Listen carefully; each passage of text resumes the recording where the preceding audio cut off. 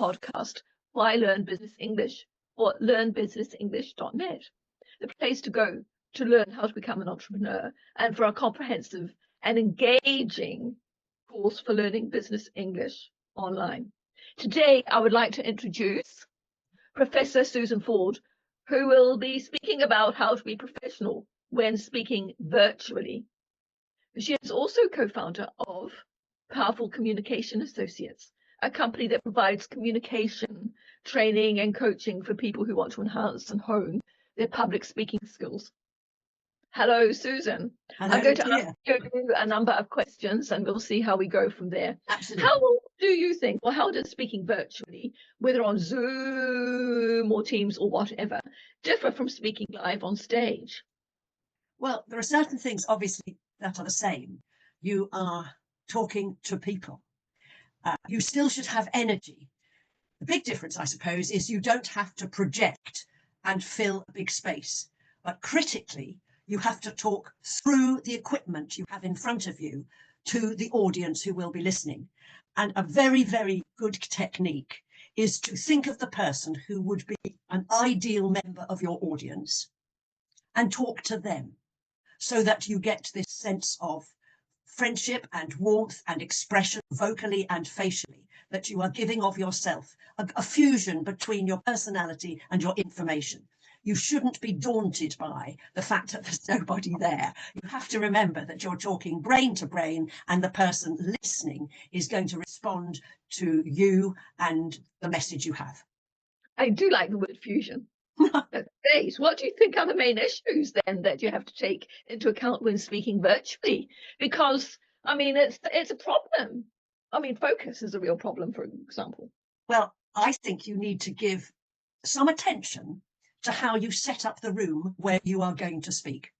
Right. In theatrical terms, they talk about dressing the set, but you need to make sure that the wall behind you is not a distraction. Ideally, you should put your monitor higher than a table level, maybe on a few books or something, because then it is more flattering to the image. You should check where you are on the screen, and ideally, again, your head should just be a couple of inches or so from the top of the screen. The more of you that is visible, the more impact you will have. You want one source of light, which should be above you at an angle of 45 degrees, if that can be managed, so that the light is shining on the face. It, again, is more flattering because it picks up the cheekbones. Bear in mind what you're wearing. Sweaters with print over a distraction, so are big earrings, etc. Everything is exaggerated. And I don't know if this is specifically relevant to this question, but you are very close to your audience, so they can see what you are thinking as well as hear what you are saying. So your thoughts need to be focused on what you're saying. So clear the backdrop of clutter. Any notes you want to use should be behind the screen. Look up, not down. And if you're going to make notes, for whatever reason, if it's a dynamic exchange, do let the person you're talking to or the people you're talking to know that you are listening, but you're just jotting a few notes down. Because if you're seen to look away to make notes, it looks as if you've disengaged. I see. So that's something I ought to say, because I take a lot of notes. Just, Yeah. or it's a matter of course.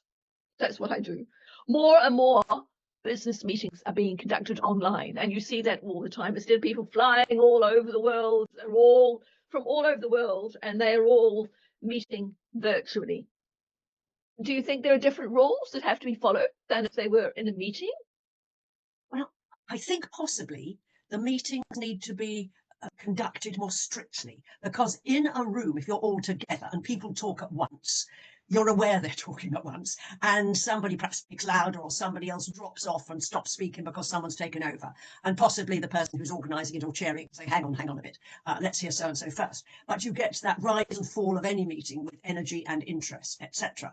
But it's much more difficult online. So I think who speaks when and for how long needs to be organised more strictly, because you are all separate. You don't get those cues that you get physically where you see somebody breathe in because they want to interrupt.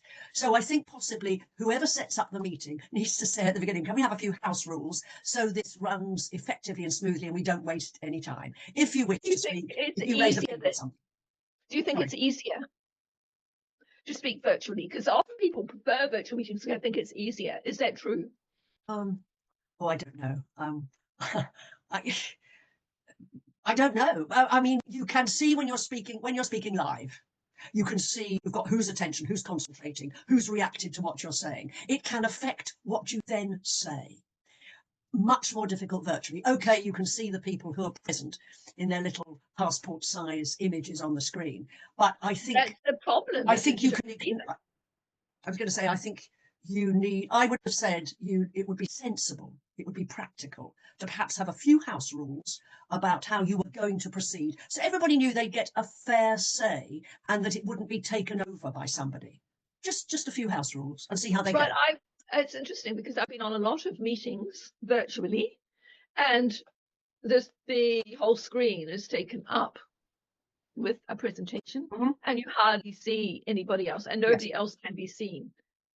Do you think that's a good thing? Well, nobody else can be seen at all. I have quite strong views about this live as well, where people give a presentation, fill the screen with a busy slide, and then proceed to turn their back or half turn from the audience and look at the slide themselves. I still think the speaker is the most important person, and I think the slide is an adjunct and to illustrate certain points. And I think it's possibly people who don't like speaking very much put all their information on a slide and expect that to do the work. Similarly on the screen. I much prefer it when somebody speaks and then puts a slide on to illustrate a point, and then at least comes back in between the slides to link the slide to the next one.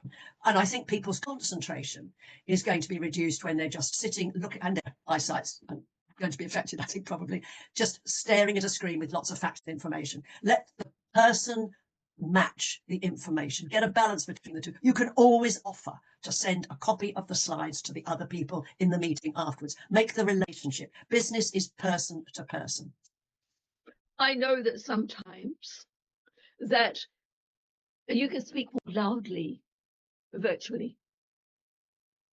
You know, you talk about energy. Okay, we have to be energetic. But does that mean that sometimes people, I think, mix up energy with volume. Loudness? With volume. Yeah, with volume. Yeah. Now, what do you think about that? Well, yes, they do. And years ago, when training, I found, this is obviously live then, but I found if you said to somebody louder, they shouted. If you said to somebody stronger, they used their physicality. Energy isn't volume, but energy is your total involvement. It's your enthusiasm, it's your passion, it's your message coming from within. So it's coming from all of you, not just intellectually from your brain. I think that so many people, no, let's think again. I think that when people are speaking live, they now often have microphones. So the skill to be able to fill a space physically is not as great as it once was. But no, they do tend to have microphones, so they don't project their voice. Well, and sort of classically, people think the microphone does the work. I mean, we have a microphone on a screen. They think the microphone does it. And you can turn a microphone up and you just get magnified mutter. You still need the personality, you still need the passion, you still need the energy, and it is tiring. But if you're going to be a good communicator, you have to give of yourself, you have to have courage, and that applies obviously virtually as well as practically. But I would say, I think probably working virtually is more tiring because you're not getting the dynamic feedback of energy which you get from a live audience. But you have to stay absolutely focused on why you're there, who you're talking to. You're not just talking to anyone. You have to know who your audience is, and you have to talk to them and not at them. Do you have what do you think what length should an ideal presentation be? Do you have any idea? Well, it takes longer to prepare a short presentation. There's a couple of famous quotes about this, you know. I haven't got time to prepare for 10 minutes. If you'd invited me to speak for half an hour, of course, I would have accepted that sort of thing, supposedly said by George Bernard Shaw. I think keep it as short as possible. If you have a lot to say in a presentation virtually, it's probably a good idea to break it up into 3 sections and then stop after 5 or 10 minutes and just say, before I progress, is there anything anybody would care to ask before I move on? Just so that people aren't just sitting listening, because you don't want people listening passively. You want them engaged throughout. Whereas if it were a live audience, I think you can happily speak for 20 minutes and excuse me, and take questions for 10. But I think when it's virtual, 8, 10 minutes max, stop, have a bit of a discussion, and then move on. Gives people a chance to wiggle, to ask something before it moves on. I think that probably works best.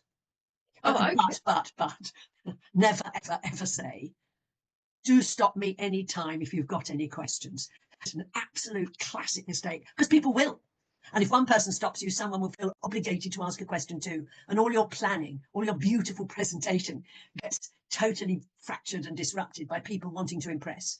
Always say, and I have to take questions at the end, but if you're I mean, people do it to look obliging and helpful, but they can ask questions about stuff you're coming to. They can ask questions to which they know the answer, but they're just showing off. It can just destroy a presentation. Always stay in control.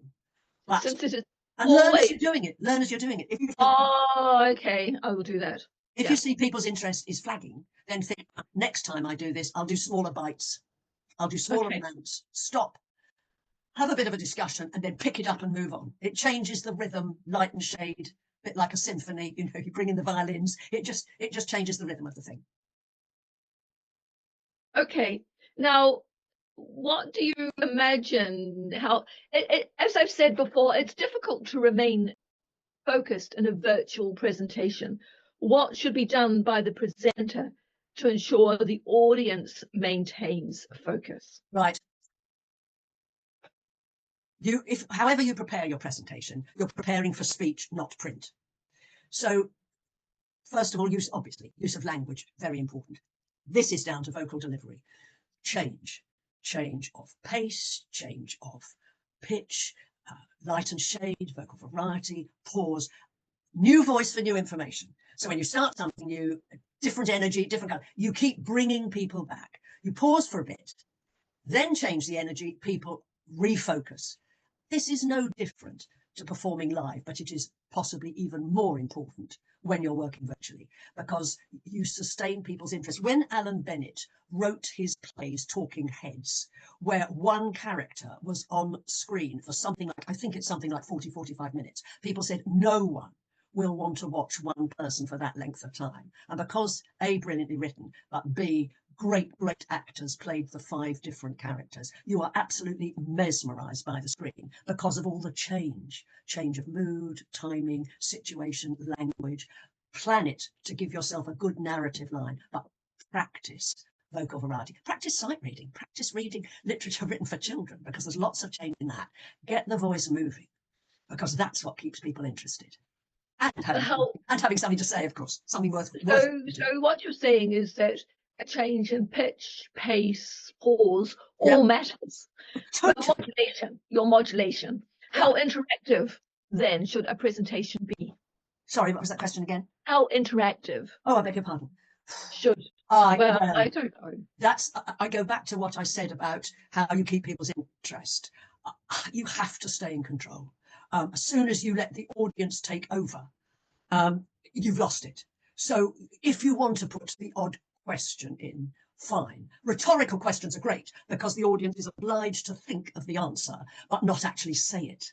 I am always wary about people who want the audience to be involved. Time it, short parts. I've seen people go in and ask a question instead of planning an introduction. I think that's lazy.